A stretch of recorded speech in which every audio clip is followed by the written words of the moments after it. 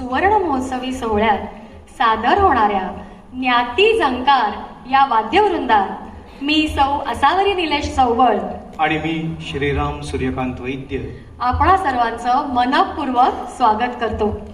बरं का असावरी, मगाशी यांनी सांगितल्याप्रमाणेच आजचा जो कार्यक्रम आहे की नाही, त्या कार्यक्रमाचा सोहळा म्हणजे सुवर्ण महोत्सवी सोहळा जो आहे तो खास आहे बरं का.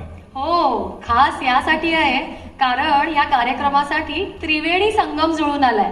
मगाशी जसं काकीनी म्हटलं, त्रिवेणी संगम यासाठी कारण इथे जमलेला समस्त स्त्री वर्ग सिकेपी, गायक सिकेपी आणि वादक देखील सिकेपी, आणि म्हणून हा त्रिवेणी संगम जुळून आलेला आहे.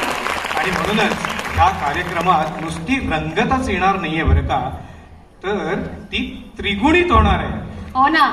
आणि सकाळच्या सत्रात आपण स्नेहांकिताची सुवर्ण महोत्सवी अशी वाटचाल पाहिली, आणि ही दिमागदार वाटचाल स्नेहांकिताचा शतक महोत्सवी सोहळा देखील तितकाच दिमागदारपणे पार पाडेल यात शंकाच नाही.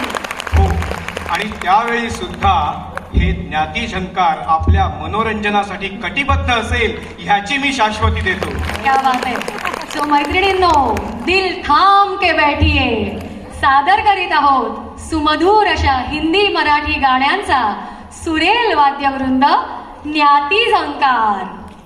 सूर आणि तालाच्या या मैफिलीत आपल्या सर्वांचं पुन्हा एकदा हार्दिक स्वागत.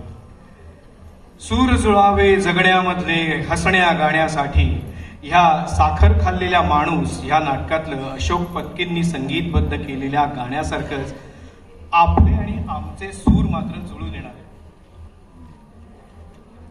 मराठी चित्रपट मालिका म्हणजे आता अशोक पत्कींचा आपण उल्लेख केलाच आहे, तर मराठी चित्रपट, नाटक, जाहिराती, दूरदर्शन मालिका या